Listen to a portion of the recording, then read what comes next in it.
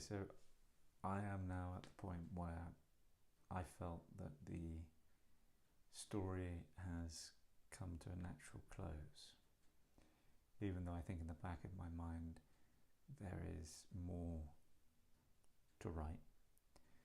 I think there's a whole part to write, and I've just sort of finished the first few pages of that last final part. But I felt like I couldn't continue until I went back and began the re-editing and the redrafting of the early material.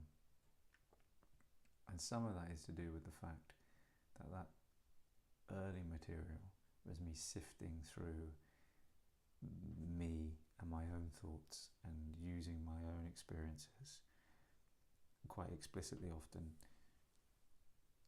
to generate material and to generate sensation and feeling and motion into the text, motion into the novel, sort of almost using it as a way of finding out what the novel was, sort of entering that world and going, oh, okay, so who is this that wants to talk? Who is this that wants to emerge?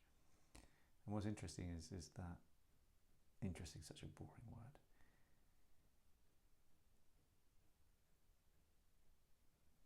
It might be easier to say it more simply. What I like about that is there is a honesty to that early material, and I was really using it as a way of finding out what this story was and what it wanted to be without enforcing an idea of what it was. And there are bits that I know are in there that were me thinking, oh, it's going to be this, it's going to be this, it's going to be this. And so that I know that they have to be cut or altered. But the raw material is there, and the action underlying the text. There's two clear scenes at the very beginning, which I'll read to you in a moment. I'll read the first scene, which is still a scene. Let me see if I can do that whilst this is recording. Whether it's stopped it, or is it still recording? It's still recording. So there is a prologue, and the prologue is so easy to hold your breath when you're recording. I don't know why. The prologue is written on separate lines like a poem, and it's syllables, just the syllables spoken are vowels. So it's oi, o, ha, oi, hi, oi, ia, I, oi, ia, ha, ai, oi, ia, ai, oi, oi, oi, ha, ia, ai, oi.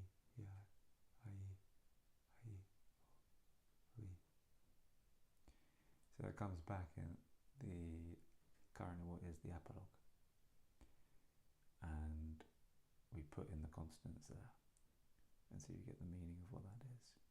I'm going to explain at this stage what that is because there's not much point.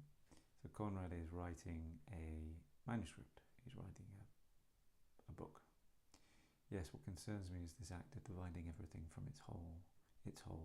Anything singular can only represent itself, yet without the opposition there is no contrast. Anything existing on its own is impossible to know. So my baby's crying, so we'll leave it there.